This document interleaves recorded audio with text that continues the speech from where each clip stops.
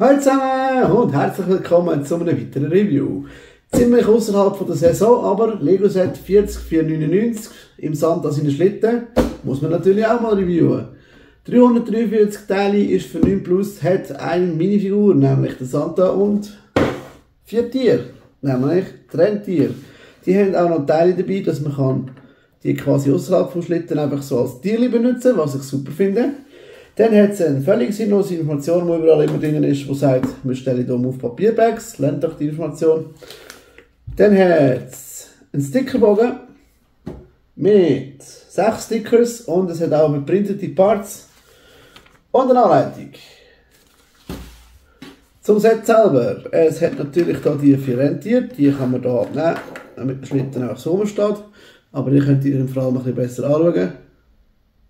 Die sind also so als eins zusammen gemacht. Also nein, es sind natürlich viele Teile, aber ja. Dann, was da gerade weggespickt ist, ist natürlich im Santa seine Liste, wo er schaut, ob ihr etwas zu gut habt.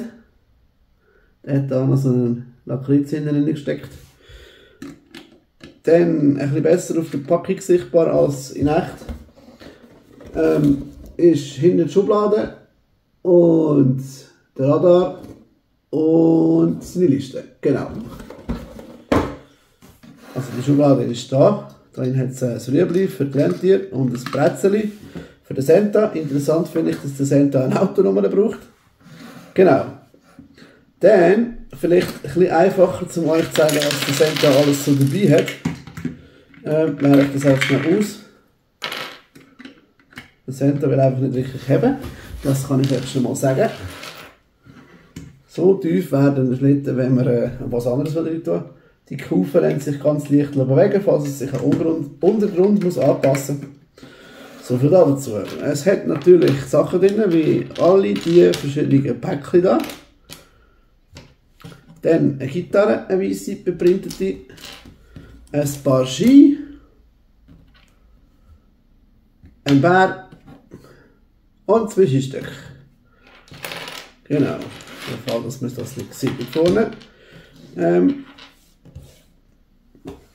Das wäre das, was drinnen ist.